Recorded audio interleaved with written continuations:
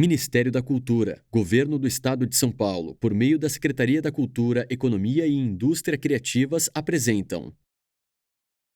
Realização PROAC, Secretaria de Cultura, Economia e Indústria Criativas São Paulo, Governo Federal Brasil, União e Reconstrução. Ancine, Agência Nacional do Cinema.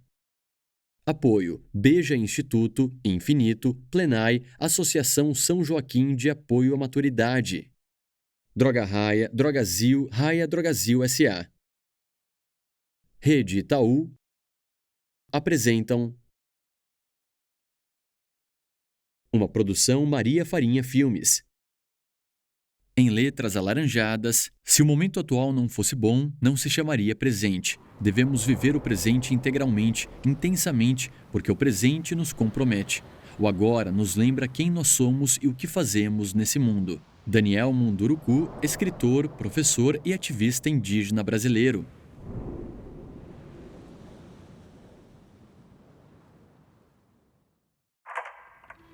Em preto e branco, um homem filma com uma grande câmera. TV de tubo perto de tijolos. Uma mulher segura um bebê. Um bebê negro brinca no berço. Um bebê branco assopra velas em um bolo. Crianças brincam.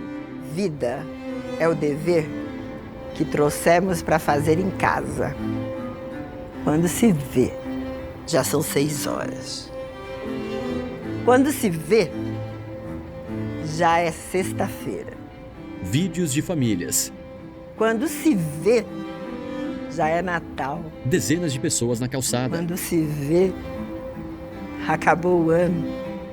Quando se vê, perdemos o amor da nossa vida. Casais de mãos dadas, pessoas na praia. Quando se vê, passaram 50 anos.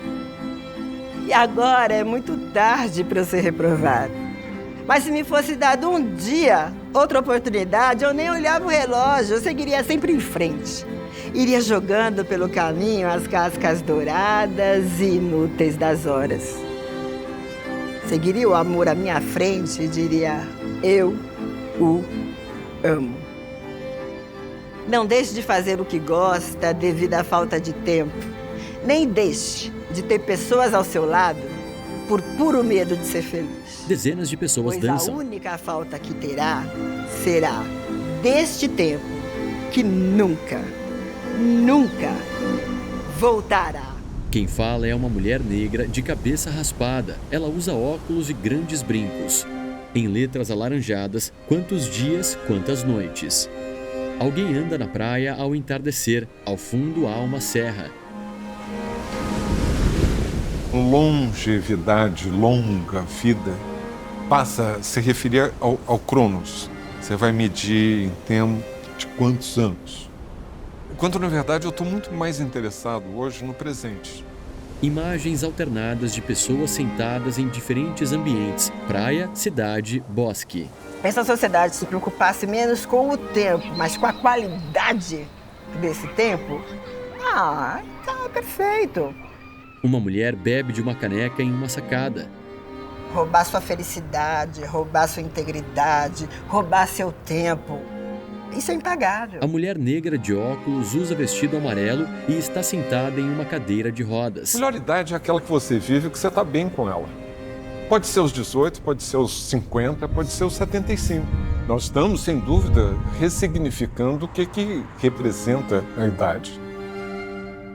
Essa revolução do que significa o tempo é muito recente. Alexandre Kalash, médico gerontólogo. Nós estamos muito mais preocupados com o impacto da tecnologia do que o impacto mais importante e mais revolucionário, que é o envelhecimento rápido, que é o fato do Brasil hoje ter 14% de pessoas com mais de 60 anos e daqui a 30 anos ter 31%.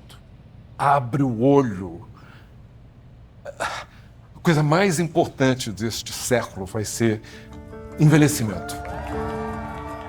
Alguém filma uma mulher sorrindo à frente de um bolo de aniversário. Pessoas em volta batem palmas. Uma mulher e um homem conversam em uma sacada. Uma mulher ri em uma sala de aula. Está sentada e segura uma muleta. A mulher negra de cabeça raspada tira os óculos. Uma mulher branca de cabelos presos em rabo de cavalo acaricia 2 gatos em uma sacada cheia de plantas. Uma mulher de pele clara e cabelos brancos dança balé perto de uma janela. Fotos antigas de famílias. A expectativa de vida até o começo do século passado não passava de 40 anos, mesmo nos países mais envelhecidos. A Alemanha tinha 46 em 1900 e era o top. Como é que a gente não vai totalmente transformar as nossas questões individuais e as nossas questões coletivas face a algo que nunca se passou? Como é que a gente pode brincar de avestruz que isso não está acontecendo? Então, mexe com saúde, claro. Mexe com perspectiva de curso de vida. Você não está vivendo mais para 40 anos ou 45, você vai viver 80, 90 ou 100. Você tem que pensar qual é o local dentro da sociedade onde vai caber esse corpo envelhecido. Quais são as interligações intergeracionais que não é pai e filho e talvez um avô. Vão ser 3, 4, 5 gerações vivendo ao mesmo tempo. Então é filosófico, é antropológico, é, claro, sanitário. Um homem idoso passa a mão no próprio corpo. É uma questão também econômica.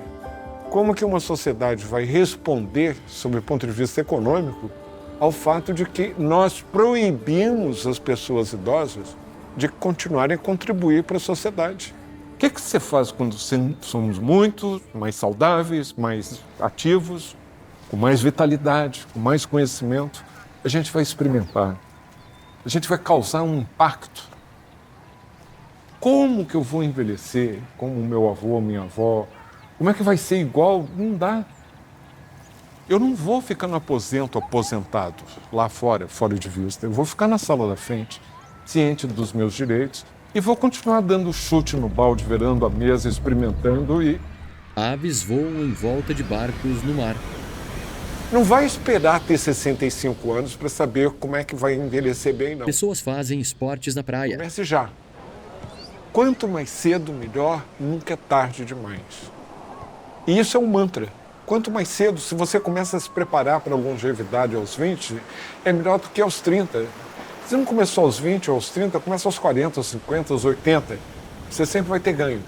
Mas quanto mais cedo, melhor. Pessoas nadam no mar. Na orla, pessoas fazem exercícios e andam de bicicleta. Como é que o brasileiro está vivendo e o que significa tal da longevidade? Que é muito diferente para nós privilegiados do que aquela longevidade, às vezes até relativa, daqueles que não chegaram a fazer 90 anos longevos. Um homem carrega um grande saco plástico com latinhas pela rua. Praia vista de cima. Vou te contar um episódio quando minha mãe fez 90 anos. Retrato pintado de uma mulher branca de cabelos presos. Foi feita uma grande festa. Minha mãe estava muito bem. Ela dançou a valsa dos 90 anos com o médico privado dela. Ela tirou fotos com o capital social que ela achava que tinha. Filha, sobrinhas, as netas. E eu pensei, meu Deus, se a minha mãe está com 90, a babá Vitória está fazendo 80. Porque quando eu era criança era marcante o fato de elas terem nascido no mesmo dia, com 10 anos de diferença. Onde é que será que está a babá Vitória? E eu fui buscar, gostei. E fui encontrar a babá Vitória, que tinha voltado para Minas, para aquela pequena cidade que se transformou numa cidade muito maior. Mas ela não tinha capital social. Ela tinha uma irmã com sobrinhos que ela mal conhecia. Solitária. Ela não tinha uma doença crônica como a minha mãe, aos 90, 10 anos mais velha. Ela tinha 9. Ela certamente não dançou a valsa de 80 anos com um médico privado, porque nem médico ela tinha. E ela não tinha filhos que pudessem lhe cuidar, porque quando ela estava na idade de ter filho, ela estava cuidando dos filhos da minha mãe.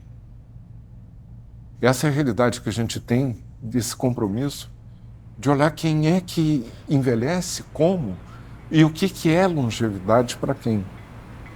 A mulher negra de óculos sobe uma ladeira, pilotando a cadeira de rodas. Para algumas comunidades, para alguns povos, é uma teima danada, né? A gente resiste por pura teimosia de viver. Mona Ricumbi, atriz e coreógrafa. Eu sei que eu sou mulher, que eu sou negra, que eu sou periférica, que eu sou mãe, que eu sou atriz, que eu sou uma pessoa com deficiência. Eu não sou ativista porque, não, eu quero ser ativista da questão de gênero, da questão racial, da questão do idadismo, da questão da pessoa com deficiência. Eu preciso sobreviver. Porque se eu não for, eu vou sucumbir.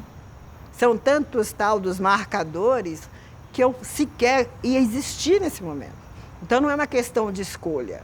Agora, quem tem escolha é que tem que fazer essa coisa acontecer. A pessoa não precisa ser com deficiência para entender que não deve ser capacitista. A pessoa não precisa ser preta para entender que o racismo tem que acabar, ter atitudes antirracistas. Não precisa ser velha para entender de idadismo. Sob um céu branco, Mona passa por uma ponte. Eu sou Mona Ricumbi, porque quer dizer filha do sol. E ser filha do sol é entender que você tem que levar nos corações e acender a chama da verdade, da justiça, dos direitos iguais, da equidade, da qualidade de vida. Isso é ser filha do sol.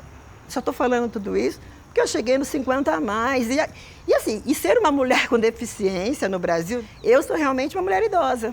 Eu ainda não entendi o ônus e bônus dessa história, mas eu sei que eu sou uma mulher idosa e adoro falar, adoro, porque para o meu povo isso é poder.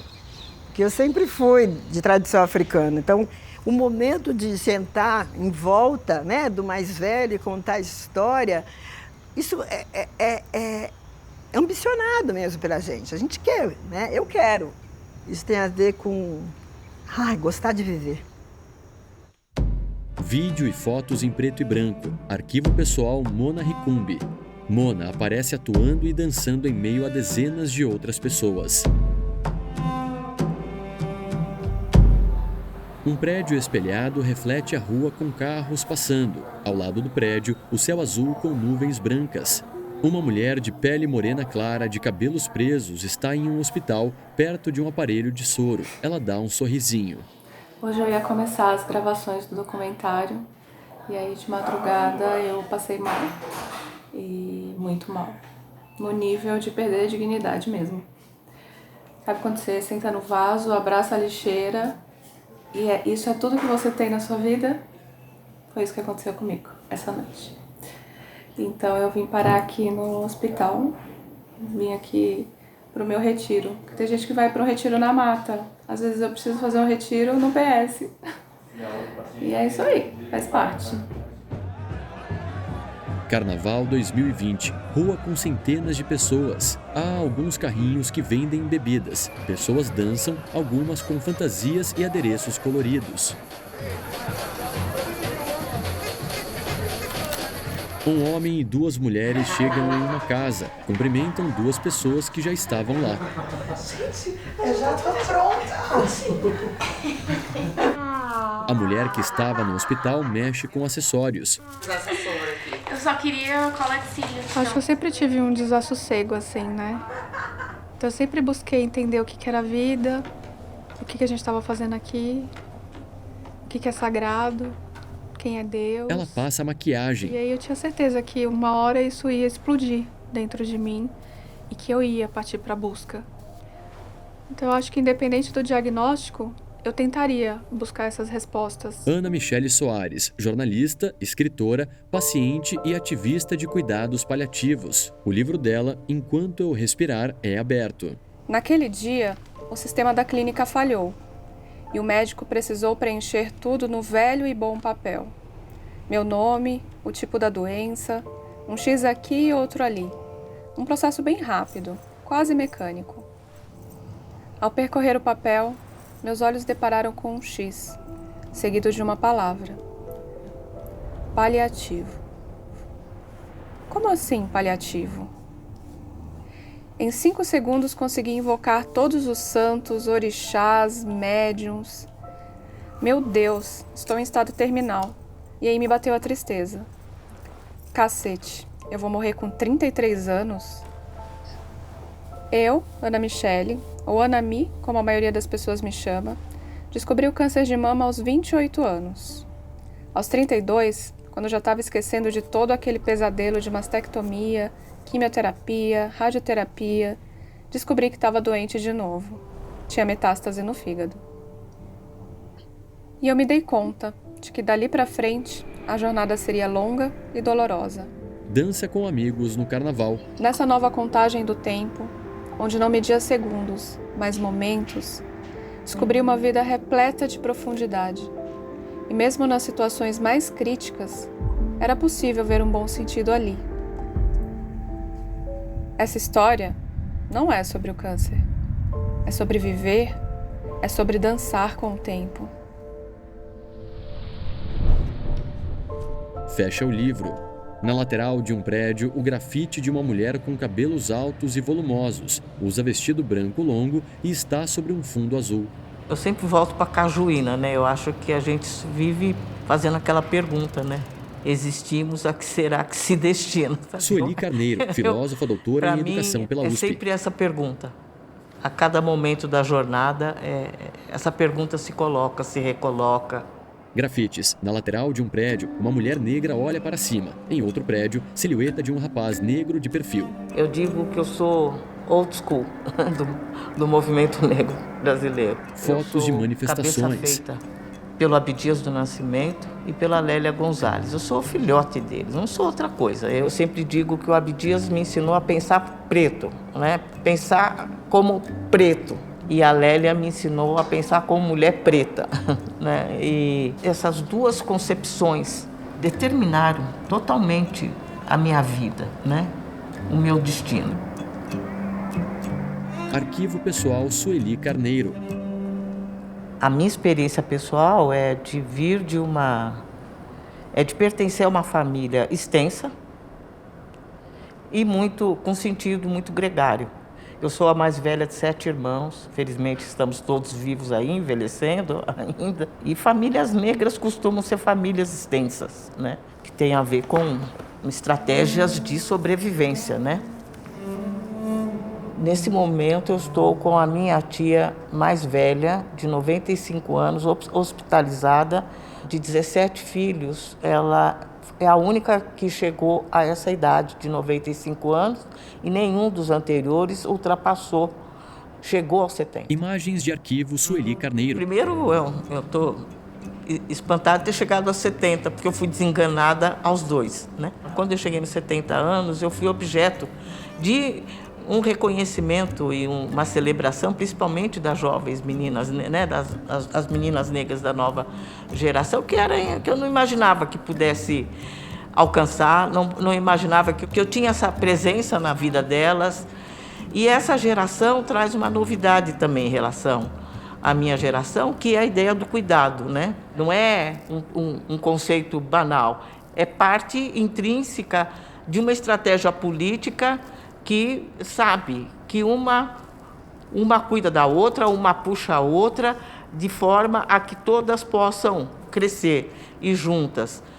Foco em uma planta amarronzada. Um disco de vinil roda em uma vitrola. Uma mulher branca de rabo de cavalo arruma itens em uma cozinha. Eu penso que o tempo é um milagre. Ele é um total mistério. Cada minuto que você passa, não tem nenhuma certeza. Usa uma camiseta escrito amar com mar entre parênteses. Põe água quente no filtro de café. A minha família não é longeva. Então, meus pais faleceram com 76 anos. Suponho que eu tenha um pouco mais de saúde, mais condição, chega até os 80. Então, eu teria pela frente mais 28 anos. Se a gente pensar os 28 anos, mais ou menos a metade disso, você está muito mais frágil. Ana Cláudia Quintana Arantes, então, médica, geriatra e escritora. 14 anos pela frente. Isso passa muito rápido. Talvez dê tempo de eu aprender a tocar o Sonata ao Luar, mas eu tenho que me dedicar para o piano. Se eu me dedicar para o piano, eu não posso estar 24 horas por dia, 7 dias por semana disponível para essa médica. Fotos dela com familiares. Arquivo pessoal Ana Cláudia. Eu sou a mais velha de 3 mulheres e minha avó morava com a gente desde que eu nasci. E ela tinha uma doença, que é uma doença vascular, que entope as artérias. E ela mostrava muita dor, ela tinha muita dor. Minhas primeiras lembranças eu devia ter uns 4, 5 anos de idade, que eu via minha avó gritando muito, ela chorava muito, ela ficava bem na beira do desespero. E aí eu fui crescendo dentro deste meio de doença, né? E vez por outra meu pai chamava o médico para ir vê-la em casa. Ele entrava pro quarto, minha mãe não deixava a gente entrar no quarto, mas eu ficava na fresta da porta assim, espionando a cena. Ele sentava na cama da minha avó e aí ele pegava as mãos dela assim, eu via que ele tinha uma mão muito grandona e aí cobria a mão da minha avó e ele prestava atenção nela e ela contava tudo o que estava acontecendo. E aí quando ele ia embora, parecia que tinha levado embora toda aquela coisa ruim assim, ficava aquela casa brilhante assim, toda iluminada. E ele me perguntou uma vez, o que você vai ser quando você crescer? E aí eu disse para ele, médica. E aí eu brincava ali no quarto dela e colocava as bonecas por perto e quando ela amputou a segunda perna, eu amputei as pernas, cortei as pernas das minhas bonecas. Mas ela continuou com dor, essa dor que chama dor fantasma. Ela pedia para morrer, eu falava, vó, eu vou ser médica, eu vou cuidar de você, eu vou cuidar da sua dor. Eu entrei na faculdade de medicina então para tratar a dor dela, eu queria conseguir esse conhecimento. E no dia da formatura, no momento que eu estava lá no palco, ela estava dando o último suspiro dela. Foto de Ana Cláudia recebendo o canudo com o diploma na formatura. Folha seca sobre uma calçada. Em um piso de madeira, pedaços de vidro quebrado. Uma construção antiga e abandonada por dentro, com poeira, folhas e janelas de vidro. Na formação, quando entrei em contato com o paciente, né, o primeiro paciente que eu olhei, entrei no quarto, é uma cena para mim muito difícil de voltar lá, porque o sentimento de impotência é algo muito avassalador. Porque se eu entrei aqui para tratar a dor e aí de uma pessoa que está morrendo não se trata a dor, eu falei, para que serve um médico então? Eu vou descobrir o que tem para fazer. Eu vou ser uma cientista que não vou sossegar enquanto eu não descobrir uma resposta de qual é o próximo passo que precisa ser dado numa condição como essa, que não é abandonar a pessoa. Põe uma bandana com estampa de A Noite Estrelada de Van Gogh. Terminei a residência e fui buscar o conhecimento de cuidados paliativos. Foi maravilhoso porque eu vi que eu não precisaria abrir mão da minha sensibilidade para ser boa médica. Põe máscara de proteção com a mesma estampa. A minha sensibilidade me ajuda a conferir Põe óculos. Proteção a esse sofrimento. E se eu não consigo tirar o sofrimento dele, eu consigo deixar ele forte para dar conta de passar por isso. Você não está sozinha, eu estou com você. Eu te ajudo a passar por isso. Eu não posso passar por você, mas eu posso passar com você. Posso passar junto. Segura a mão de alguém e sorri. Sacadas de prédios com vista para um morro. Uma pomba branca passa voando. Cuidar do bem-estar do outro é cuidar do que é sagrado para o outro. Um rapaz negro empina a pipa. Na verdade, tudo começou assim. Na minha infância, eu tinha muito interesse por velórios.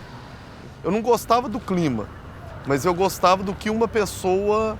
A forma com que a pessoa acolhia o outro. A socialização daquele momento, para mim, era muito importante. Alexandre Silva, líder da comunidade compassiva. Eu sou da roça, né? Meu pessoal é da roça, então...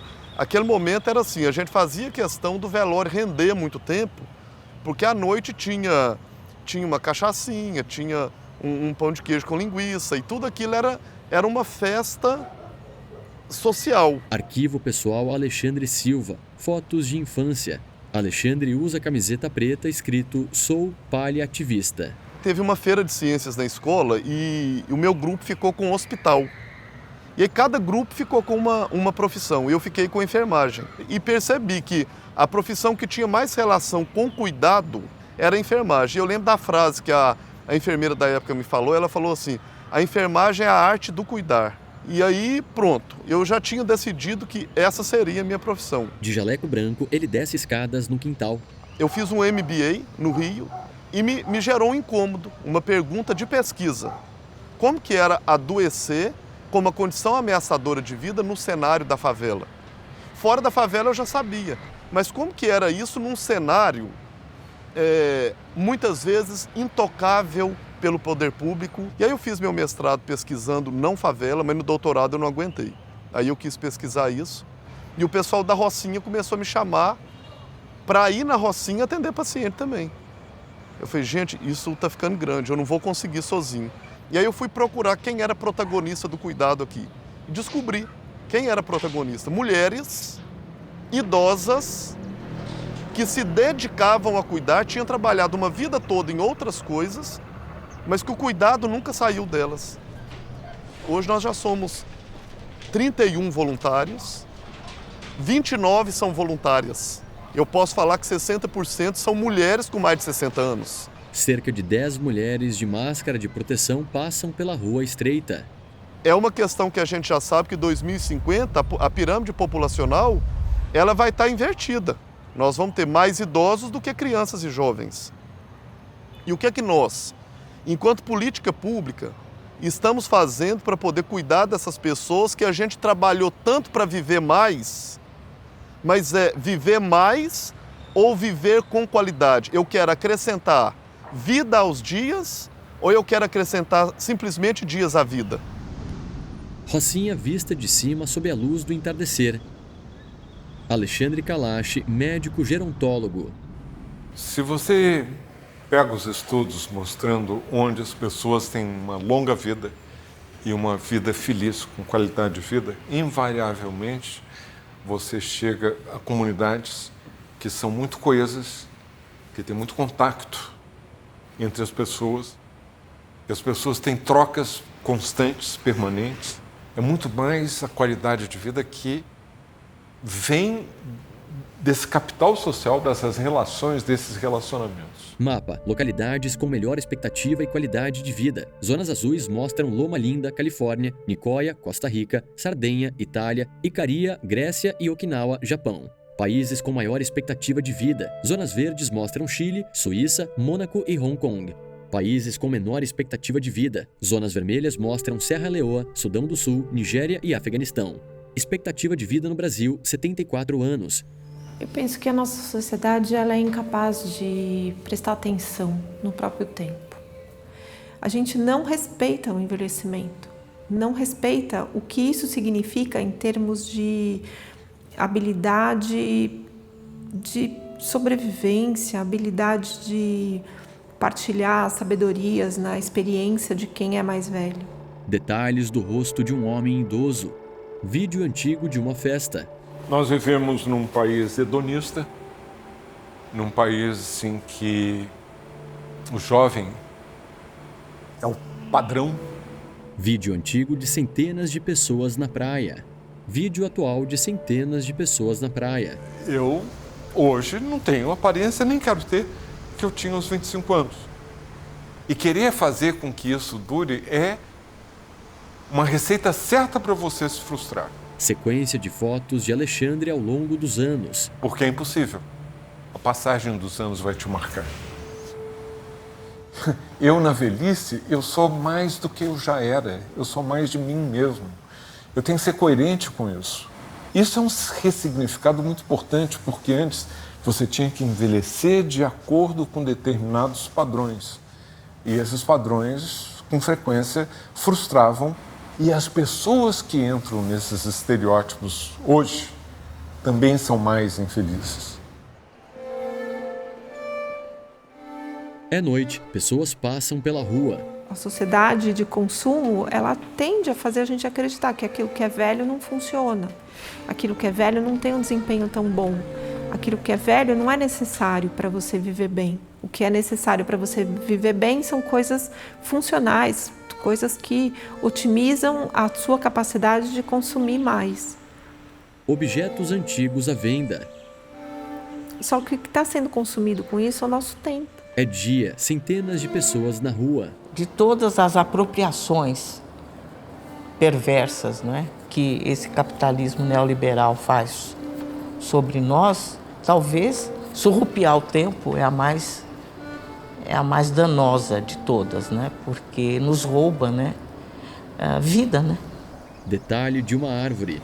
Na verdade, a gente não está procurando os indicadores de qualidade, de felicidade. Uma floresta e uma praia. De pensar de uma forma mais holística, essa ciência está aqui para quê? Queimada em uma floresta. De que forma que a gente está cuidando de nós e do planeta. Está tudo isso sob ameaça. Um homem apaga o fogo com um jato. Imagens da floresta seca e cinza. Um pássaro voa de um tronco seco. Vista de uma área industrial. Dizem que a pessoa que vai viver 150 anos já nasceu. Eu penso que a gente precisa de um pouco mais de coerência, sabe? Porque quais são as condições que a gente está oferecendo para essa pessoa viver? Onde ela vai viver? Quem vai poder viver? Cenas da cidade. Tudo transformado em mercadoria. O descuido com a infância, o descuido com a juventude, o descuido com a velhice. Fique rico ou morra tentando. É o Deus dinheiro, quer dizer, tempo é dinheiro. Ou seja, é tudo desdobramento de uma ideologia triunfante hoje. E a utopia que foi que ela derrotou, né, foi a utopia do igualitarismo, né, e do comunitarismo, né? Então, nós temos que recompor, né? Se quisermos, acho que inclusive sobreviver como espécie, nós vamos ter que recompor essas ideologias, porque o planeta não suporta mais essa predação que esse sistema provoca. Toda pessoa que se inicia hoje é um ecologista, porque se ele não entender que ele tem que tomar conta do planeta para continuar existindo e tendo vivo aquilo que lhe foi plantado, não tem necessidade de nascer. Água em uma pequena cascata. Se importar com o outro, se importar com o todo. Então, só isso é capaz de mudar as coisas, as pessoas. Ana Michele e Tom andam na floresta. Na verdade, todo mundo vai deixar um legado, todo mundo deixa um legado. É o impacto que você causa no mundo. É a marca no mundo que você deixa. Algumas pessoas deixam marcas mais profundas, positivas ou negativas. Tom Almeida, fundador do movimento Infinito. Se eu puder inspirar, impactar minha comunidade, isso já faz parte do meu legado. E é isso que não morre. Isso segue vivo. Uma mulher de Bengala entra em uma casa. A Rocinha, para mim, é meu mundo. Amo Rocinha. Quadro de São Jorge sobre um cavalo branco. A gente vive por viver, porque gosta de viver e gosta do que faz. Estou ajudando a quem precisa, né, meu filho? Porque a vida está difícil, todo mundo tem que trabalhar. E se elas não tiverem um lugar para botar as crianças, como é que elas vão viver? Então tem que ter a creche para elas poderem viver, trabalhar e cuidar dos filhos também. Crianças brincam em um parquinho. Eu adoro isso aqui. Se me tirar isso aqui, eu acho que eu morro. Quanto eu puder trabalhar com eles, eu vou trabalhando. Dona Dalva, fundadora da creche Dois Irmãos Rocinha. Que a gente precisa ter uma forma de estar no mundo para além da nossa idade. Porque o mundo que vem aí vai ter muito mais pessoas mais velhas do que mais jovens. Então, essa concepção de que você fica mais velho, você fica inútil, vai fazer a vida no planeta ser inviável, porque não vai ter quem trabalhe. A aposentadoria, o final da vida, não é você descansar para esperar a morte. Não, você precisa pensar em continuar a sua atividade, mas dentro daquilo que para você faz sentido e que pode favorecer a tua saúde. Dona Dalva olha para o céu através das redes de uma janela. Em outro ambiente, desenho de uma bailarina em traços finos. Uma mulher põe sapatilhas na bolsa. Não há por que mais dizer que nós somos improdutivos. Nós não temos capacidade. Talvez a gente precise apenas estar sempre se adaptando.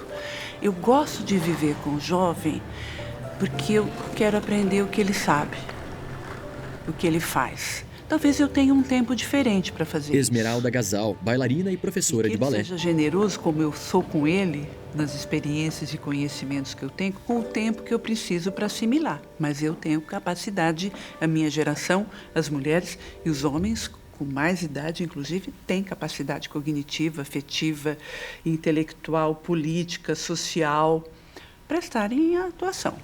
Tem realmente um lado cruel das pessoas serem deixadas de lado. Morris Litvak Jr., criador da plataforma velhas, Maturi. Né? A gente sabe que isso existe e isso às vezes acontece muito cedo, com 50 anos, até menos já é considerado velho. Se por um lado a gente tem aí muita gente entrando no mercado de trabalho agora, precisando de experiência e tal, mais barato, né? Num primeiro momento isso parece ser mais vantajoso. Só que aí as empresas perdem muito com isso, né? Porque essas pessoas não têm a experiência de vida que é tão importante. Você tem uma visão mais holística da coisa, você tem mais calma para lidar com os problemas, você sabe que eles vão passar de alguma forma, você já viveu aquilo, você tem mais jogo de cintura. Porque tem muita empresa que já trabalha toda essa questão de diversidade e inclusão há muito tempo, né? De gênero, racial, LGBT, de pessoas com deficiência, só que é todo mundo jovem. E aí eu vou lá e falo para eles, olha, essa diversidade que vocês trabalham é muito importante, só que se for todo mundo jovem, de alguma forma eles vão pensar parecidos, porque são da mesma geração. Então você precisa ter também, né, essa diversidade de idade para ter pessoas que realmente pensem diferente, porque hoje em dia é comprovado que a diversidade traz inovação. Tá feliz de envelhecer é normal, porque eu não me sinto velho, eu só tô com o cabelo branco. Um barbeiro corta o cabelo dele. Mim, eu jogo bola, tomo cerveja com a molecada, eu vou pra churrasco. Os meus amigos, hoje em dia, é tudo molecote. Tinha uns amigos que brincavam comigo, né? Tem uns amigos que faleceram. Porra, Zé, domingo vai ter um futebol lá no céu, estão te chamando. Meu pai dela, não, tô com jeito machucado, não posso não. José Geraldo dos Santos, cozinheiro. É um homem negro. Ao lado está um rapaz negro. Tô contundido. Vitinho dos Santos, VT, motoboy. Tô com 31. Daqui a 31 anos, 30 anos, eu vou estar assim, ó, cabelo branco, com neto, com a minha família, sabendo que meu pai teve uma velhice, foi feliz com a criação que teve, independente da situação. Foi um exemplo para mim, uma inspiração. De ponta cabeça, o reflexo dos dois abraçados. Você entende o mundo a partir da visão dos seus pais, a partir da visão dos seus avós. E aí, se você não respeitar isso, você não é ninguém. Absolutamente ninguém. Até para você respeitar isso às avessas. Você fala assim, nossa, meu pai fez tudo errado, eu vou fazer o contrário. Ainda assim é um parâmetro. 7 pessoas sentadas em cadeiras. De um samba, não sei a autoria, mas é respeite quem pôde chegar onde a gente chegou. Isso é muito importante. Jorge Aragão. Então, isso eu acho fundamental. A gente gruda neles para aprender um pouquinho para poder seguir nisso. Seguir o caminho. Estou feliz por estar envelhecendo. Estão de azul e branco. Aqui na Portela, a Portela acolhe essas pessoas. Vai atrapalhar no desfile, vai atrasar, não vai conseguir. Todo mundo passa, não fica ninguém para trás. Todo mundo se agita. Mona Ricumbi pega e dobra as roupas de um varal. Inevitavelmente, todos nós vamos morrer. E qualquer um de nós podemos nos tornar uma pessoa com deficiência. Mona sai do quintal com as roupas no colo e entra na casa. Veste um manto branco com estampa de flores azuis. Envelhecimento ativo é o processo, portanto, é um processo ao longo da vida de você otimizar as oportunidades para 4 coisas importantes. Otimizar as oportunidades para a saúde, para conhecimentos acumulados, para participar da sociedade, exigir os seus direitos e, quando isso tudo falha, o último pilar é a segurança, que você vai ser protegido se as coisas não derem certo.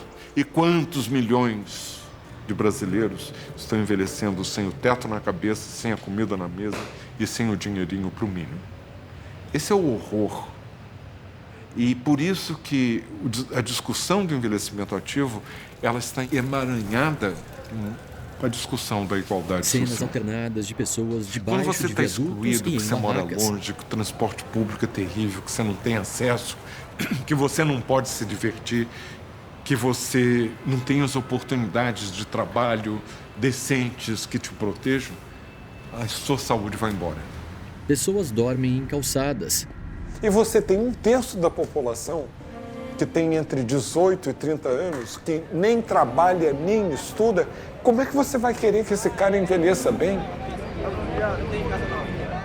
Dezenas de pessoas em uma fila pegam marmitas que outras pessoas distribuem em balcões. Debaixo de um viaduto, uma mulher de olhar vago anda lentamente com o corpo retorcido. No chão, perto de uma rampa, um homem de barba branca dorme usando a mochila como travesseiro.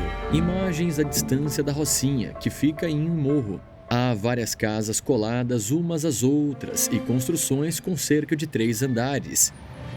Agora você imagina uma pessoa que já sente uma dor social e depara com uma doença ameaçadora de vida, não tem SAMU que entra em beco. Não tem moto SAMU que sobe viela. A organização social é do meio. Então, suprir dor social, esse pessoal aqui já aprendeu a suprir isso, foi no peito, entende? Eu não sei explicar. 2 mulheres lado a lado. Eu sei que eu gosto de cuidar das pessoas, gosto de ajudar. Que é muito triste a pessoa de idade ser jogado num canto. Maria do Carmo, voluntária. Ninguém cuidar, ninguém olhar, ninguém... Maria do Carmo e outra mulher, ambas de máscara de proteção, andam de braços dados pela rua estreita. Porque lá na roça, quando a gente é criança, a gente não tem infância, né? A gente já nasce trabalhando. E o espelho que a gente tinha lá é o espelho d'água. Era a bacia de água lá no quintal, a gente via a cara da gente na bacia de água. Eu fui começar a me ver, me enxergar, depois dos 13 anos. No meu entender, eu nem existia para os outros. Não existia. Começando pela minha idade. Eu fiz a minha certidão de nascimento, eu já tinha 20 anos quando eu vim aqui para o Rio. Eu não tinha nem certidão de nascimento. Eu não sei se eu tenho essa idade. Mas eu tinha que ter um registro, né? Eu tinha que existir. Quantos dias eu já passei? Quantas noites? Maria do Carmo e a outra mulher sobem escadas em um quintal. Um gato está deitado em um dos degraus, a Rocinha vista de cima. Como falar de longevidade nesse contexto? O primeiro direito ameaçado que nós temos é o direito à vida. Há um tipo de eugenismo que faz com que jovens negros sejam seres considerados descartáveis nessa sociedade. O desafio das pessoas negras não é os terrores da velhice, é chegar a envelhecer, sobretudo sendo homem negro. Policiais abordam homens negros. O desafio é chegar à idade adulta. O desafio é chegar a uma idade de envelhecimento. Quer dizer, o rap cansou de cantar como certas pessoas se viam como sobreviventes aos 27 anos de idade, porque tinham rompido a barreira da estatística. Sueli Carneiro, após um novo aumento no desequilíbrio racial na longevidade, o Brasil pode levar quase 116 anos para que pretos e pardos tenham acesso às mesmas oportunidades que os brancos. Índice Folha de São Paulo de Equilíbrio Racial 2022. Não tem nenhuma guerra em curso no mundo que mata mais do que o Brasil mata de jovens negros anualmente. A taxa de homicídio de homens negros no Brasil é quase 4 vezes maior do que a de não negros. Instituto Sou da Paz 2020. Mais de 408 mil pessoas negras assassinadas no Brasil na última década. 72% de todos os homicídios do país no período foram de negros. Fórum Brasileiro de Segurança Pública 2022. Eu sou Ana mãe. Lúcia de Almeida, voluntária. Eu sou vó. Meus filhos são negros, meu marido era negro. E eu falei assim, engraçado, eu cuido das pessoas, eu gosto do que eu faço. E eu vou fazer isso enquanto der. Mas eu sempre me perguntei, se eu envelhecer, alguém vai cuidar de mim? Que eu não sei.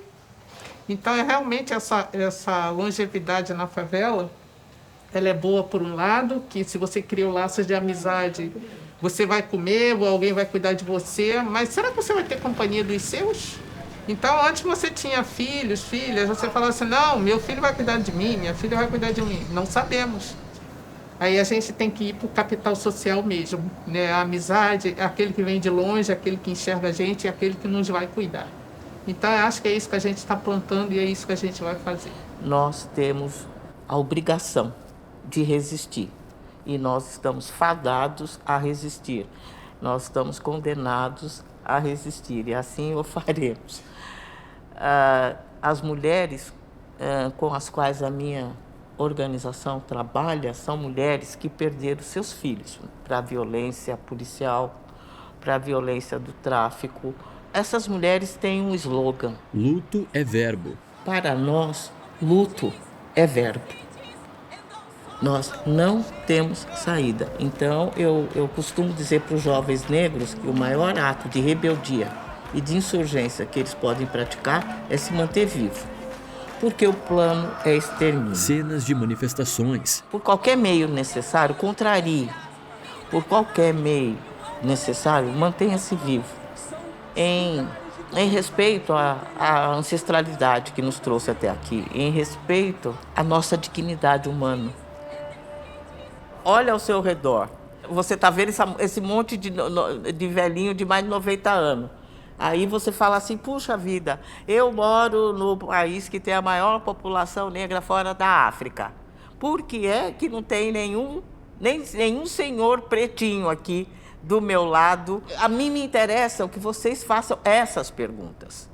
Sabe, que onde quer, cada um de vocês, na idade que tiver, que seja lá, por que nessa escola que eu estou frequentando, eu não tenho 50% de meninos negros, eu só estou vendo aquele ali, um ponto preto aqui e ali. Essa minha biografia, ela tem uma foto que é para dizer isso. Né? Eu sou um ponto preto numa classe de científico, de um colégio público.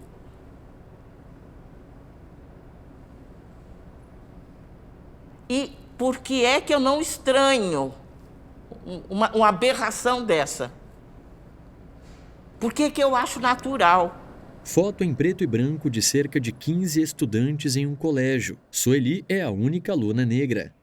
Vistas por um vidro, 3 pessoas andam na rua. A gente sempre esteve entre os 10 mais desiguais países do mundo e nós estamos aprofundando a desigualdade. Qual é o papel que você tem? Cenas da cidade. Que nós temos, que essa sociedade tem, que esse governo do dia ou os governos que virão, para poder fazer com que esse abismo não seja tão vergonhoso. Essa, para mim, é a grande questão. Será que nós vamos continuar nos permitindo a ser um país que condena o negro, o pobre, aquele que tem uma deficiência, o velho, a mulher, o gay, a lésbica? E quando a gente soma todos eles, claro que eles são a maioria. Cabe a nós nos opormos a isso? Cabe a você, cabe a quem está me ouvindo?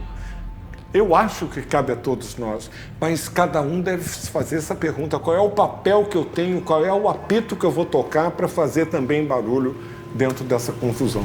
Em um prédio, grafites de 3 corações anatômicos feitos de plantas. Na calçada, à frente de um portão cheio de pichações, um homem dorme em cima de um carrinho com materiais recicláveis. Eu já acostumei viver sozinho mesmo. Entendeu? Eu acho que a gente não chega a ser bem sozinho, não. Você vai precisar de alguém. Pega uma camisa do carrinho e veste. Eu pareço um jovem, eu sou uma criança ainda. Eu falo que eu sou uma criança. Porque se eu for parar para pensar na velhice, eu vou ficar velho. Empurra o carrinho pela rua. É como uma dor, a velhice. Mas só que você tem que saber. Entendeu? Não ter preconceito com o bebê. Porque um dia você vai ficar velho. Usa meias e chinelos de dedo. Junto com outro homem, perto de uma construção, separa placas de papelão. Marcos Vinícius Barbosa, catador de material reciclável. Eu não penso na velhice. Não que eu tenha medo. Entendeu? Eu não tenho medo da velhice nem da morte. Eu tenho medo só da covardia do mundo. Marcos Vinícius tem pele morena e barba branca curta. Usa óculos e boné. Empurra o carrinho cheio de materiais recicláveis pela rua. O sofrimento humano só é intolerável quando ninguém cuida. Então o sofrimento existe? Existe. Ele é intrínseco ao ser humano. Mas o sofrimento, ele não pode ser normalizado. Cenas da Rocinha. Artigo 196 da Constituição Federal do Brasil fala que saúde é um direito de todos e dever do Estado. Eles não entram nesse local. E ali tem doentes, ali tem idosos, ali tem pessoas que precisam do cuidado do poder público. Mas a política não teve visão para fora do asfalto.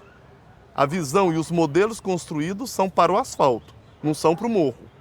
Fica parecendo que é muito, no mundo da fantasia, fazer cuidado paliativo em favela. Não, mas nós temos muitas dificuldades. E a gente depara com cenas de guerras diárias, né? E cena de guerra não é só tiro. Já peguei tiro? Já peguei. Já peguei tiroteio, já peguei ter que ficar numa casa de uma senhora e dormir até no outro dia. Cena que me choca muito, né? Que é cena de guerra. Que são pessoas vivendo sozinhas, sem alimento, em fase avançada de doença, em fase final de vida, por exemplo, sendo comido por ratos. Casa que eu entro e sai 8 ratos de cima da região pélvica da pessoa, porque estava alimentando ele vivo.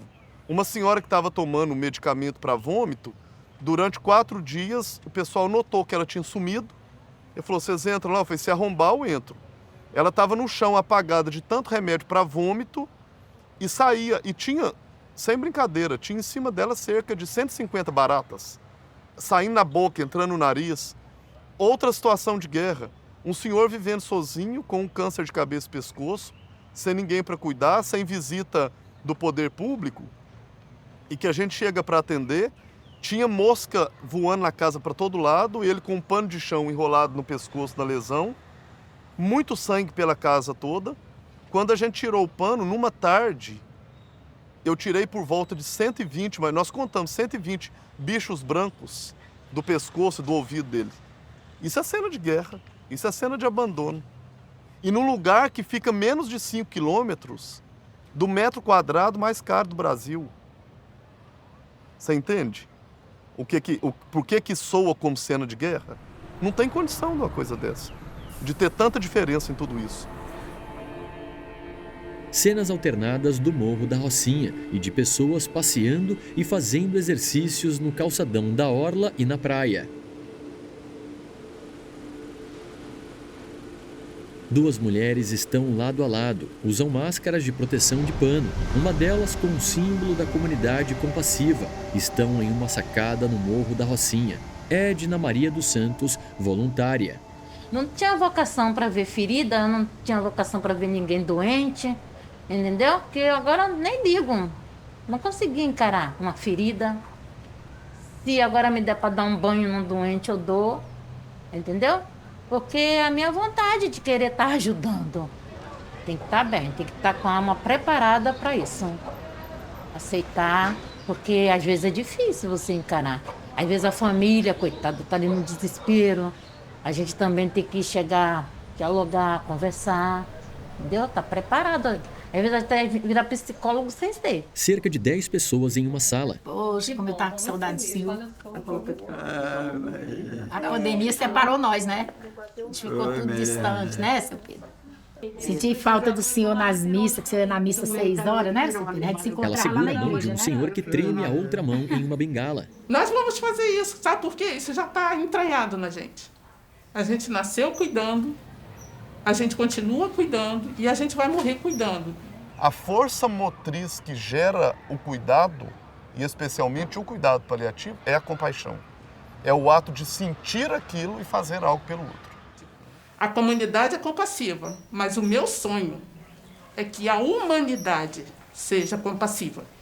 Que, independente de projeto, a gente consegue plantar essa semente, fazer essa semente brotar no coração de cada um. De jovens, adultos, daqueles que nos ignoram, daqueles que nos aplaudem, daqueles que nos chamam de bobo. Que bom que somos bobo. Que bom que podemos fazer papel de bobo. Nós temos dignidade já para fazer isso. Mas isso a gente quer, uma humanidade compassiva. Fotos em preto e branco. Arquivo pessoal Ana Michele. Fotos dela ao lado de Alexandre Silva, no Rio de Janeiro. Os dois sorriem. Eu me tornei uma ativista disso, porque realmente me encanta muito o fato de que são pessoas que gostam de outras pessoas no seu estado de maior vulnerabilidade, onde elas não têm nada para dar em troca. É noite. Ana Michele dirige um carro em uma avenida. A primeira oncologista que eu fui, lá no primeiro diagnóstico, em 2011, eu entrei na sala dela, ela estava com um computador na frente dela e eu devo ter ficado 10 minutos dentro da sala. Eu tinha acabado de descobrir que eu tinha câncer, eu tinha tirado o meu peito há 15 dias. eu tinha muitas perguntas. E do outro lado da mesa tinha uma pessoa que ela nem ergueu os olhos para falar comigo. Ela falou, você vai fazer tais exames. Aí já preencheu lá a papelada de exame e me entregou. Aí ela falou assim pra mim, isso aqui é pra você saber se você não tem doença em mais nenhum lugar.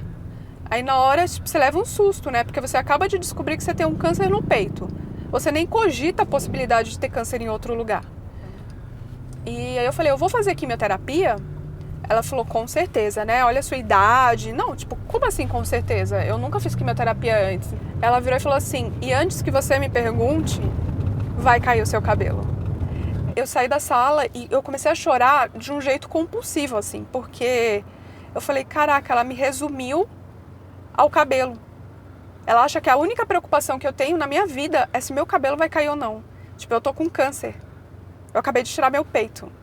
Em um quarto de hospital. Nossa, tô enjoadaça.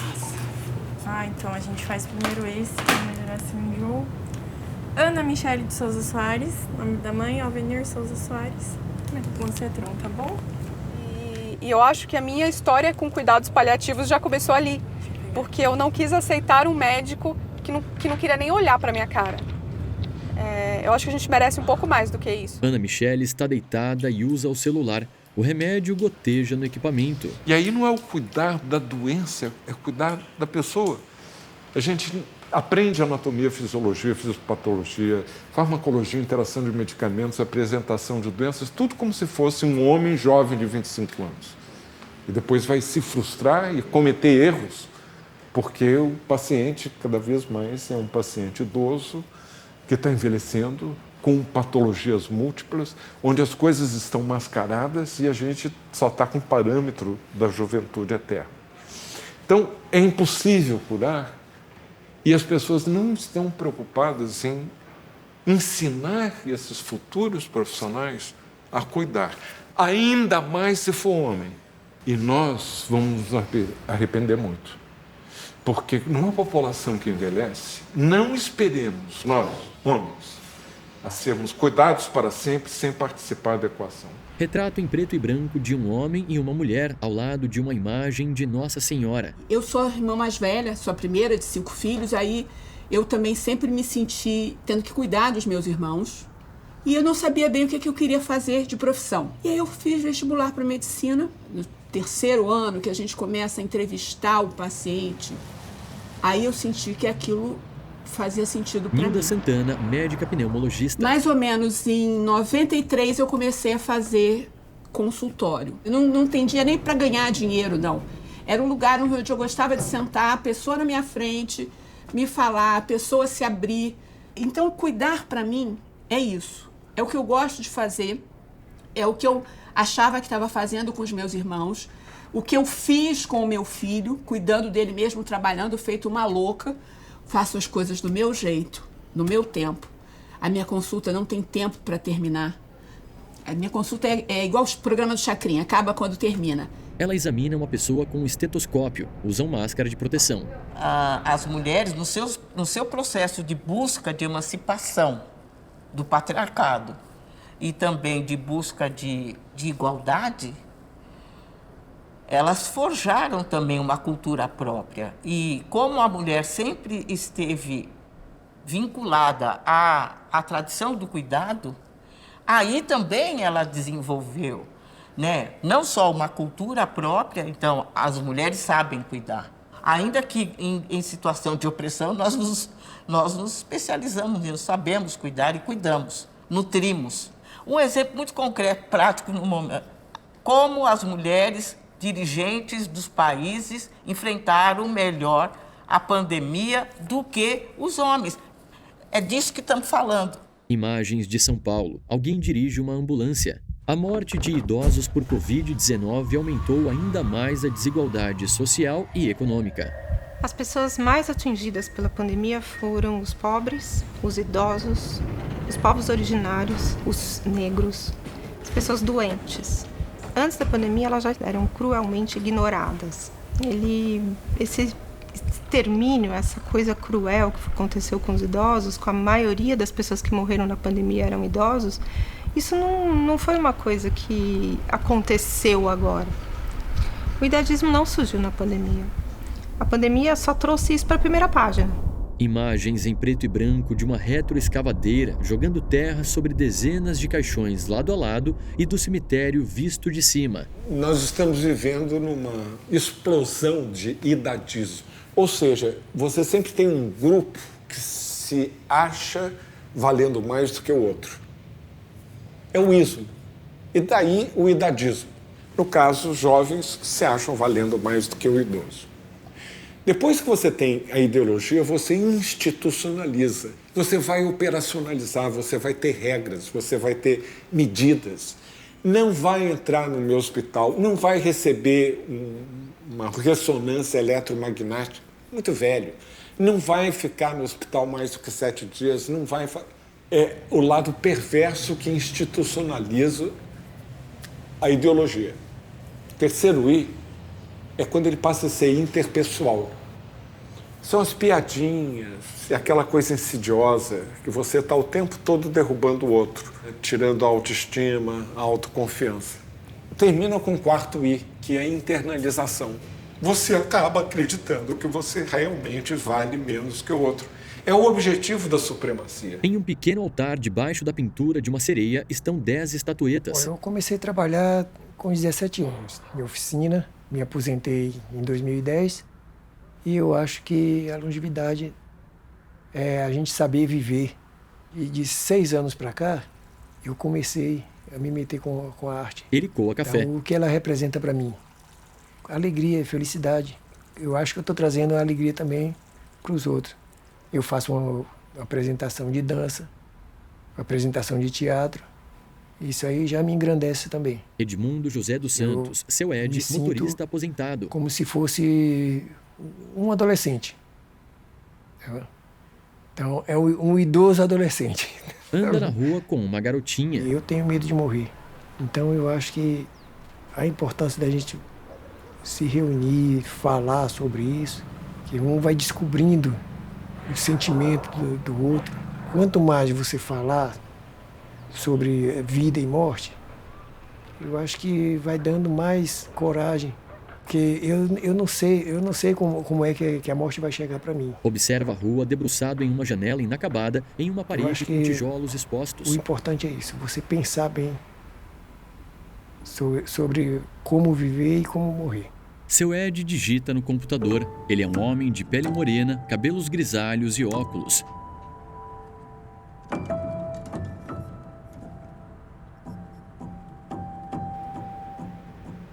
E a gente idealiza a morte. Eu já fiz isso centenas de vezes. Eu peço para uma grande plateia fechar os olhos e imaginar 3 coisas. Que idade você acha que vai morrer? Do que e onde? Via de regra, é depois dos 90 que as pessoas acham que vão morrer. Legal, longevidade. Cronologicamente, longevidade. De que vocês acham que vão morrer? Quem é que acha que vai morrer de Alzheimer? Quem é que acha que vai morrer de Parkinson, de doenças degenerativas, de uma diabetes complicada com insuficiência renal e um pé amputado? Quem é que acha que vai morrer de doença chata? Praticamente ninguém. E aí eu pergunto assim, quem é que vai morrer do coração? Aí tem aquele mar de mãos. A morte idealizada, que a gente acha que vai morrer igual passarinho, que está vivendo, batendo asa e de repente, puf! E aí eu pergunto, onde você acha que vai morrer? Alguém acha que vai morrer no hospital geriátrico? Acho que nunca ocorreu. Alguém acha que vai morrer numa instituição de longa permanência, o antigo asilo?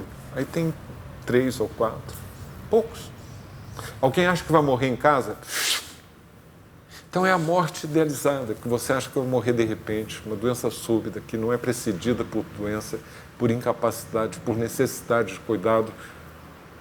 Mas só 10% ou menos das mortes são essas mortes do passarinho. A luz do sol, fraca ao entardecer, atravessa as copas das árvores. O vento balança as folhas devagar. 3 pássaros voam pelo céu esbranquiçado. Tom Almeida, fundador do movimento Infinito. Outro dia eu tive um puta privilégio de conversar, assim, eu e 70 idosos. conversando sobre fim de vida, conversando sobre a morte deles. Eu fui morrendo de medo, porque uma coisa é quando eu converso geral, né? Ali eu estava falando de verdade com um grupo que estava olhando para a morte deles mesmo. E foi uma conversa deliciosa, porque eles estavam extremamente abertos. Eles estavam lidando bem, olhando, entendendo que isso estava acontecendo, porque amigos deles estavam morrendo, estavam, né, entendendo que isso estava acontecendo. E daí eles me disseram, o grande problema é que eu não consigo ter essa conversa em casa. Eu não consigo falar com meu filho como eu estou falando com você, porque ele não quer conversar comigo. Eu estou super feliz e quero continuar vivo, eu não tinha velhinhos deprimidos. Era só velhos e idosos olhando para a realidade da vida deles. Então, assim, a minha esperança é que a gente consiga mudar isso, que esses idosos consigam conversar com seus filhos, que os filhos consigam estar abertos a entender a demanda desses velhinhos.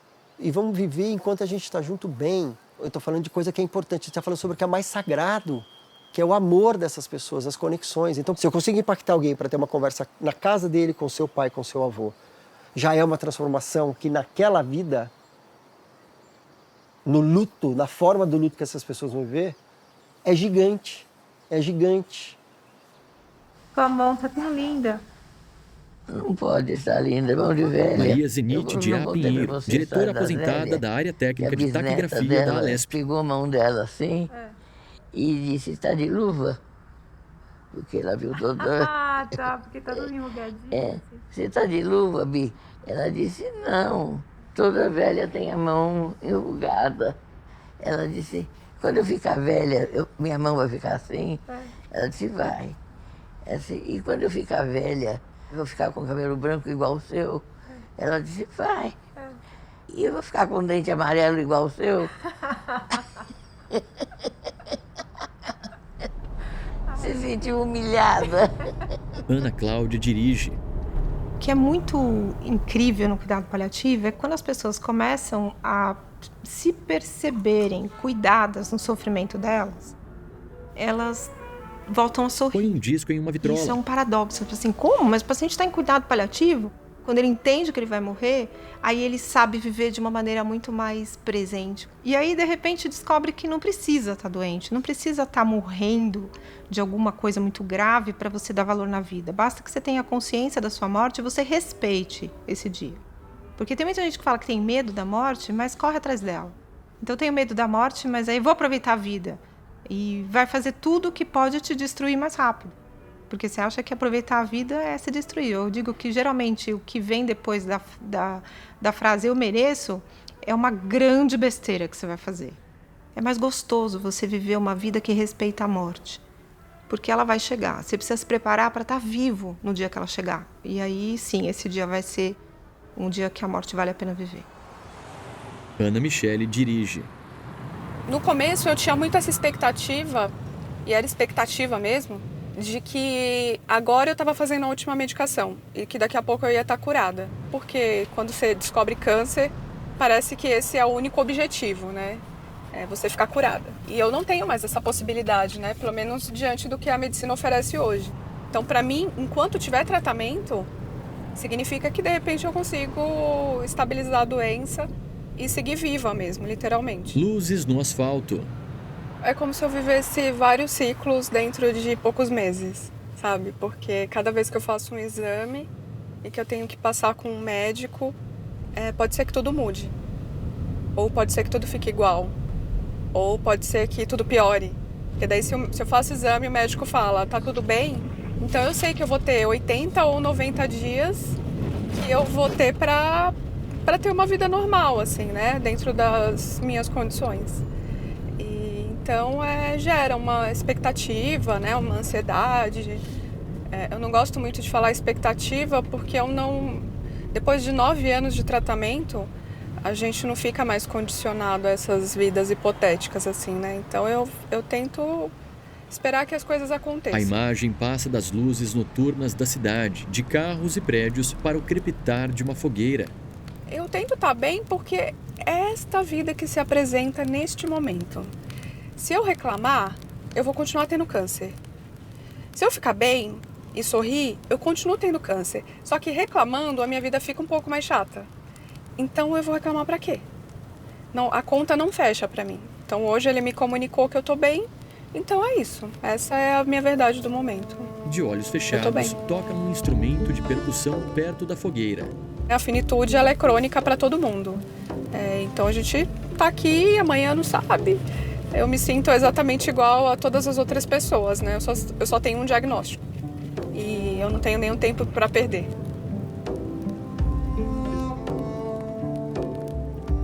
A luz do sol atravessa fios elétricos de postes emaranhados. Tem uma frase que eu gosto muito, que é a candeia da alma é o olho. A candeia é a lamparina. A lamparina dá ânima do outro. A lamparina é o fogo que sustenta. E se a gente olhar no olho do outro, se a gente conseguir ver a luz que sai dele... Eu tenho um senhor, por exemplo, que mora só e que uma médica que veio comigo queria de toda forma dar ele uma televisão ou um frigobar. E ela apertava ele, o que você quer ganhar? O que você precisa ganhar? E com muita dificuldade ele só falou o seguinte, presença. Eu percebo que a solidão, a falta da presença de alguém, ela pode gerar uma invisibilidade do querer, do desejar, do ser do outro. Muitas vezes quando a gente encontra as pessoas sozinhas, abandonadas, que a gente acha por aqui, a gente encontra pessoas zumbis. Pessoas que não têm, às vezes, doença física, mas elas são mortas. São inúteis, não têm acesso, são pessoas respirando, mas mortas. O que a gente busca por meio desse cuidado é fazer que essas pessoas consigam novamente resgatar onde ele perdeu a paz. Mona Ricumbi passa pela rua. Eu, para a medicina, eu até sou uma mulher doente. Afinal, eu tenho doença neurológica desmeliesante, progressiva e o caramba 4. Mas, para mim, eu tô curada. Porque a cura perpassa pelo caminho de querer viver. Eu nunca contei os dias que eu perdi, mas os que eu tenho para ter. E nenhuma doença vem junto com um atestado de óbito. É apenas um diagnóstico. Foco no tronco de uma árvore. A doença foi para mim um despertar de consciência. Talvez por isso eu não tenha problemas em enfrentar o inferno de vez em quando. Porque eu acho que tudo isso me humaniza cada vez mais e me liberta cada vez mais de todos esses apegos que a gente tem, né? Então eu prefiro. Se eu tivesse alguém me falasse, você quer uma vida longa? Você quer uma vida curta, vivida na sua absoluta intensidade? A absoluta intensidade. Agora, o que eu diria sobre mim, o que eu vivi para os meus netos, né, quem sabe? Não, neto eu já estou pensando demais. Mas, enfim, eu diria que eu vivi um tempo de reconexão comigo, absoluta, em meio de um sofrimento que eu não desejo para ninguém, assim, né? Anda em meio às árvores. Eu não desejo, assim, eu tenho uma vida muito legal que eu não trocaria com ninguém. Tá tudo bem, tô super em paz com isso, mas realmente eu não desejo para ninguém ter que conviver com tudo isso que eu convivo hoje, sabendo que eu fiz o melhor que eu pude. E eu acho que isso que é o retrato de você viver bem, é saber que a hora que acabar, eu vou ter feito tudo, tudo mesmo. Eu quero realmente estar em paz, pensando que eu fui a melhor humana que eu pude ser. Fecha os olhos perto de uma cascata. Anda descalça entre as pedras. Anda pelo rio com água até a altura dos tornozelos.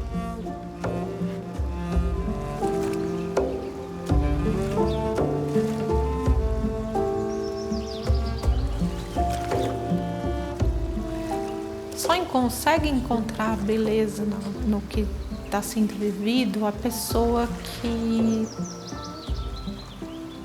se entregou.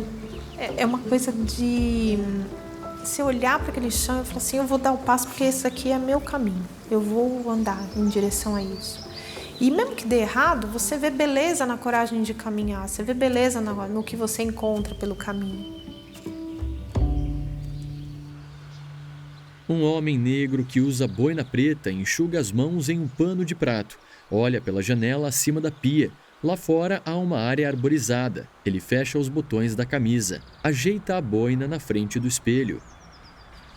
Quando a gente para de ter sonhos, eu acho que a gente começa a morrer lentamente. Acho que sonhos a gente sempre vai ter.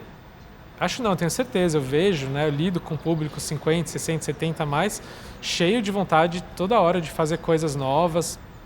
Quando eles percebem novas possibilidades, eles ficam super animados também com esses novos projetos e planos. Abraça uma mulher na entrada da casa. Usam máscara de proteção. Canta ao microfone em um pequeno estúdio. Há 2 discos dele acima da mesa de som. Toinho Melodia, sambista, cantor e compositor. Eu nunca quis ser ninguém, apenas eu mesmo.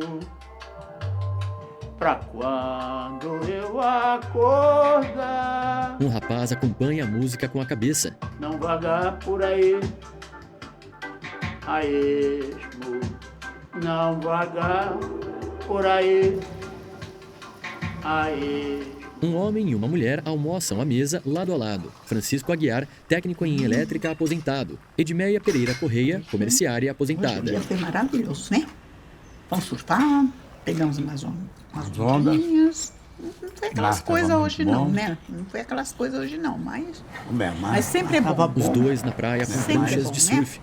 É um pouco agitado, né? Tava. Enfim, deu para se divertir. Qual é o nosso Sempre objetivo? é bom. Sempre Nosso é bom. objetivo é se divertir, o prazer de estar diante do mar, daquela maravilha, que é a criação divina, que a gente sente um bem-estar. A gente só sai agradece, com né? segurança. Que né? da nossa idade ainda tá conseguindo subir numa prancha de surf. Ó, é maravilhoso. Ela está em pé na prancha, pegando uma onda. 3 gaivotas voam. Quando a gente é jovem, a gente tem uma cabeça, né? A cabeça da gente, quando é jovem, é trabalhar, é criar filhos, a perspectiva de vida da gente é essa, né? E com o passar dos tempos, tudo isso a gente vai acumulando coisas que hoje, no meu caso, eu estou com 74 anos já, para mim, hoje, eu estou tranquila, eu faço, com a idade que eu estou, eu faço aquilo que eu sempre quis fazer, porque eu sempre gostei de esporte também, não tive oportunidade de praticar antes. Hoje, eu posso. Ela passa a mão nos cabelos curtos. O mar mostra que a gente é pequenininho diante dele, mas ele oferece muita coisa de bom para a gente aproveitar.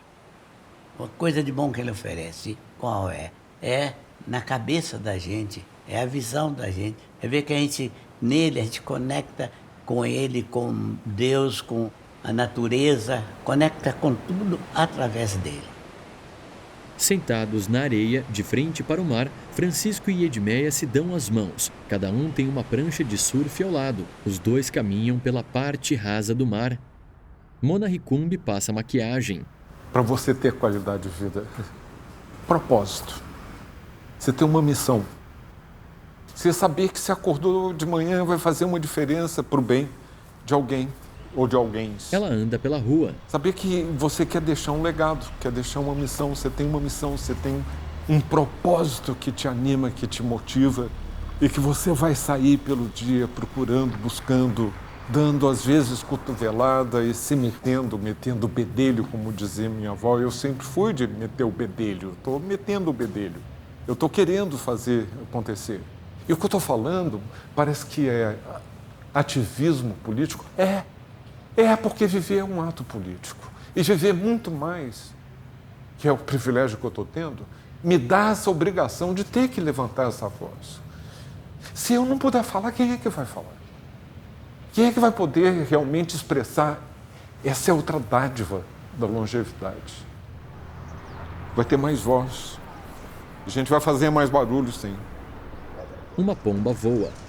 Para que eu viva bem o presente Eu preciso, de alguma forma, ter utopia. Eu preciso sonhar com algo que seja melhor, inclusive, no futuro, mas não me localizando nele, fazendo hoje a utopia que eu acredito. Quantas pessoas que tiveram e têm vontade de fazer alguma coisa numa comunidade, especialmente numa área tão frágil, e não teve coragem de mover-se para tal e a vida foi embora sem ele fazer, e eu tenho a riqueza de querer uma coisa e fazer aquilo que eu tive vontade. Isso é muita riqueza. Eu me vejo envelhecendo fazendo isso, eu me vejo morrendo fazendo isso. No fazendo visita. Idoso fazendo visita. Por que não? Por que não? Esmeralda arruma os cabelos em coque, põe sapatilhas e dança balé em uma sala ampla. O envelhecer, para mim, é como um momento da cena. E na cena, nós da dança, nos reverenciamos. E o envelhecer, neste momento, para mim, é uma reverência à vida. Ela abre e arqueia os braços amplamente. Ana Cláudia cuida de plantas. Sabendo que nós estamos com essa dádiva de poder viver mais, ela precisa ser melhor aproveitada. Preencher esse presente com qualidade. Vamos fazer com que aquele presente seja intenso, seja feliz. Mona dança girando e sorrindo. Eu sei que eu vivi com intensidade todas essas Monas, todas essas Éricas. Me entreguei de verdade para o teatro, para a dança, para a religiosidade, para o amor, né? Para a vida. Nunca tive medo da vida e muito menos da morte, porque é uma continuidade, é um ciclo sem fim.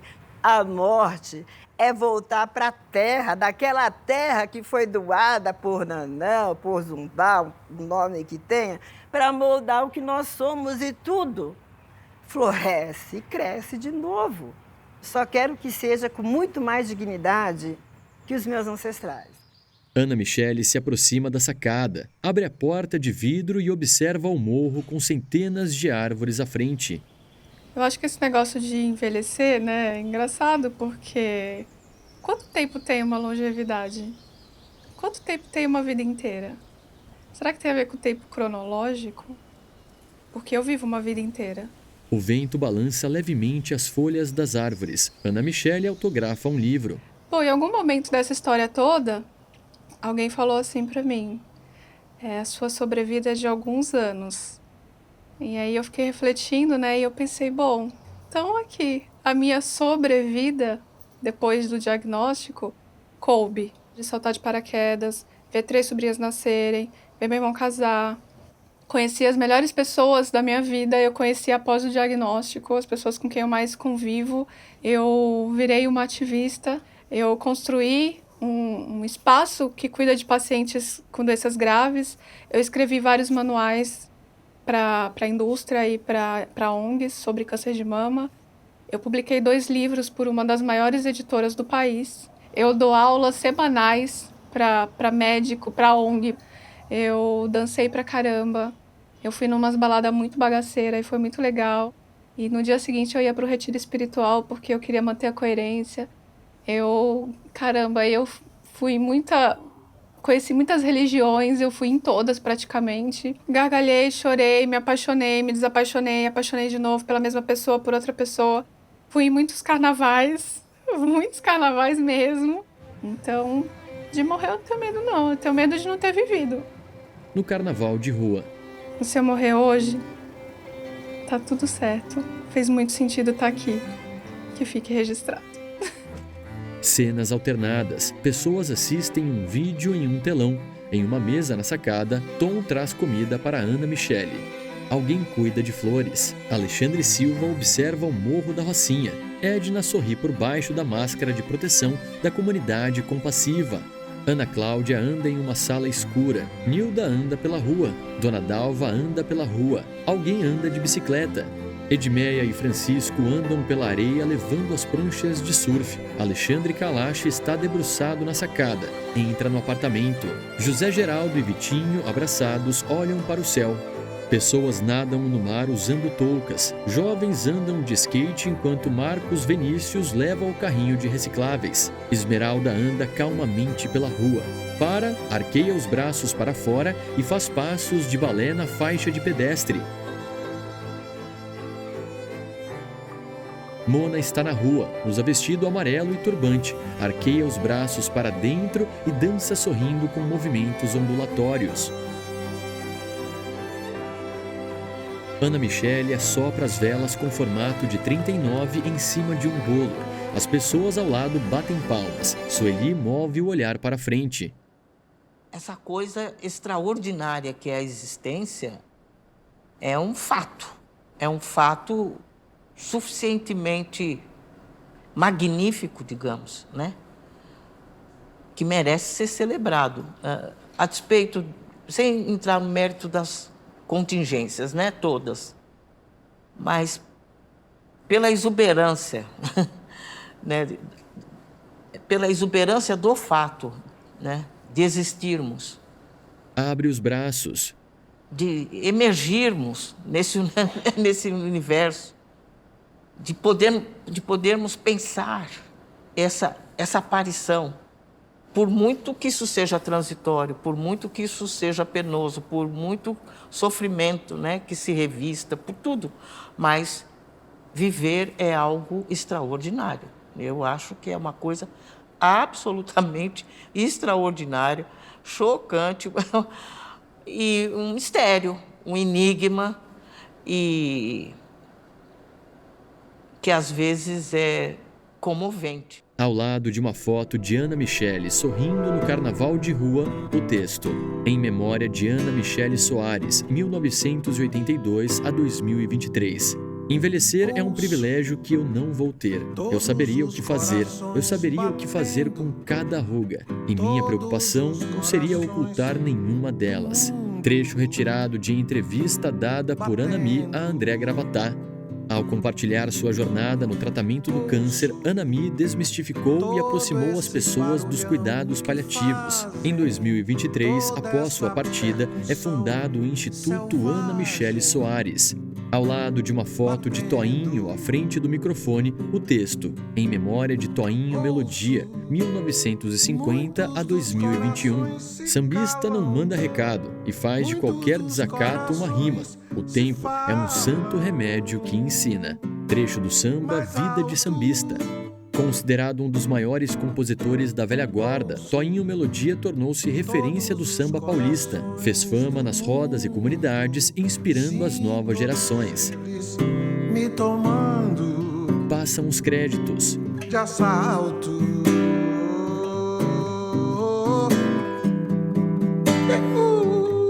Apoio institucional, Fundo de População das Nações Unidas e a Choca. Direção e roteiro, Cacau Roden. Idealizado por Marta Piponzi.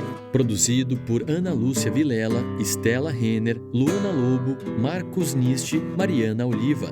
Argumento, Cacau Roden, Estela Renner, Marcos Niste.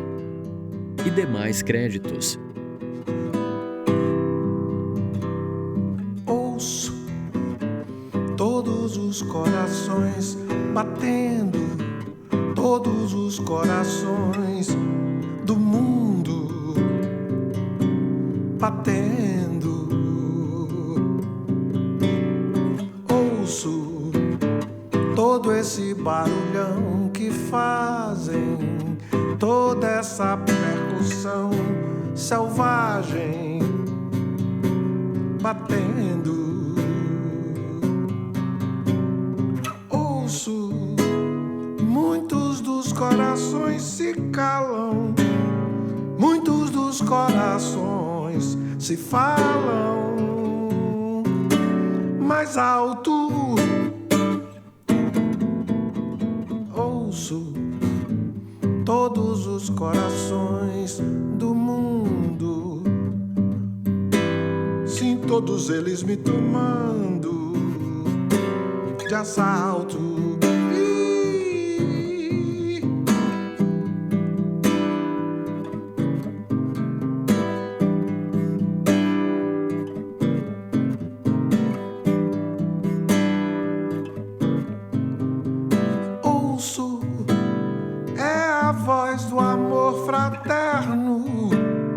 A nos livrar do inferno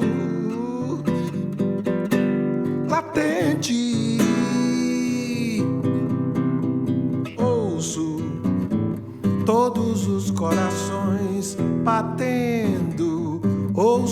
sim e por fim me entendo por gente.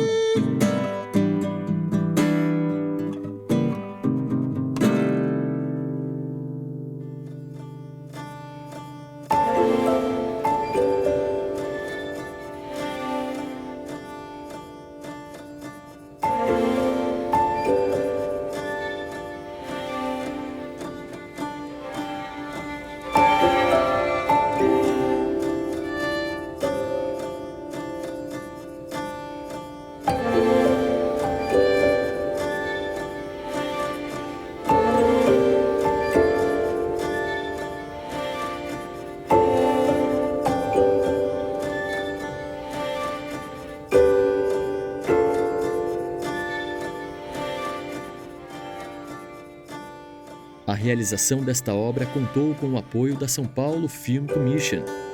Logos: São Paulo Film Commission, SPCine, São Paulo Capital da Cultura, Cidade de São Paulo Cultura. Maria Farinha Filmes, todos os direitos reservados 2023.